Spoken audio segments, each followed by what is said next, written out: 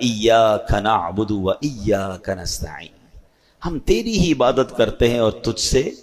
ہی مدد چاہتے ہیں۔ آیت کس حصے میں کیا تربیت کی گئی کہ میں ختم کریں اپنے اندر سے، ہم دنیا میں مالک نہیں محتاج ہیں، اپنی اسی محتاجی کو دل و جان سے تسلیم کر لینا ہی بندگی ہے۔ جب بندہ دل کی گہرائی سے یہ تسلیم کرتا ہے نا کہ میں محتاج بے بس بندہ ہوں، اب اس پر لطف و کرم کے دروازے کھلنا شروع ہو جاتے ہیں، اب اس پر بارش، کیونکہ پہلے یہ ایکسپٹ کرنا ہوتا ہے میں سب کچھ ہوں نہیں، میں کچھ بھی نہیں، میں محتاج، مالک تو سب کچھ ہے۔ ایاک نعبد و ایاک نستعین میں بندگی کا پیغام ہے، تیری ہی عبادت کرتے ہیں مولا، تجھی سے مدد چاہتے ہیں۔ یعنی کس طرح کہیں کہ اللہ ہاتھ پاؤں تو نے دیے، مگر تیری مدد ہوگی تو ہاتھ پار چلا پاؤں گا،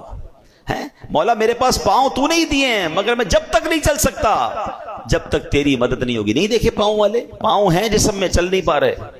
ہاتھ ہیں جسم میں اٹھا نہیں پا رہے، بھائی باڈی میں تو لگے ہوئے ہاتھ، مگر ہاتھ کام نہیں کر رہا ہے، انگلیاں بند نہیں ہو رہی ہیں، پکڑ نہیں پا رہے ہیں، پیر ہے چل نہیں پا رہے۔ پتا چلا پیر کمال نہیں ہے، اللہ کی طرف سے توفیق ہوگی، مدد ہوگی تو پیر چلے گا۔ ہاتھ ہونا کمال نہیں ہے، ہاتھ میں رب کی طرف سے دی گئی طاقت ہوگی تو ہاتھ چلے گا نا۔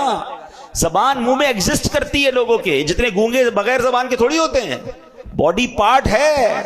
مگر بول نہیں پا رہے۔ اللہ کی مدد ہوگی، اللہ عطا فرمائے گا تو بندہ بول پائے گا۔ آنکھیں لگی ہوئی ہوتی ہیں، اندھے بغیر آنکھوں والے نہیں ہوتے،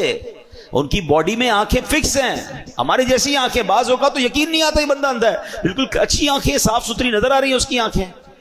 اچھا دیکھ بھی ہمیں رہا ہوتا ہے، ہمیں لگ رہا ہے ہمیں دیکھ رہا ہے، مگر اس کو کچھ نظر نہیں آ رہا ہے۔ پتا چلا کہ یہ بات اجاگر بار بار دل میں کرنی ہے، مولا سب کچھ دیا ہے تو نے، مگر اس کا فائدہ مجھے جب پہنچے گا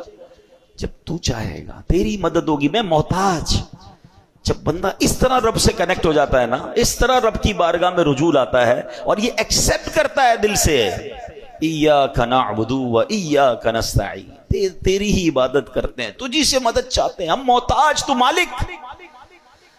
پھر دیکھو کیسے کرم کے دروازے کھلتے ہیں، لوگ اپنے آپ کو محتاج سمجھنے کے لیے تیار نہیں ہوتے۔ ہاں یہ بڑی گہری بات کر رہا ہوں، اللہ کے آگے میں نے پڑھا ہے، کتابوں پڑھا، ایسے لوگ بھی ایگزسٹ کرتے ہوں گے جو دعا مانگنے میں شرماتے ہیں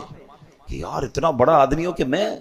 لوگ کیا کہیں گے، اللہ کے آگے روتے نہیں ہیں، اللہ کے آگے گڑ گڑاتے نہیں ہیں، ان کو شرم آ رہی ہوتی ہے اپنے سٹیٹس کو دیکھ کر۔ تف ہے کہ اگر تم دنیا میں کسی مرتبے پر پہنچ گئے اور احکم الحاکمین کے آگے سجدہ کرنے میں، گڑ گڑانے میں، محتاجی ماننے میں تمہیں تکلیف ہو رہی ہے تو تیار ہو جاؤ، پھر بڑے محتاج بن جاؤ گے۔ ارے اس کے آگے تو سبھی محتاج ہیں نا، کون ہے کائنات میں جس کو رب کی مدد کی ضرورت نہیں ہے؟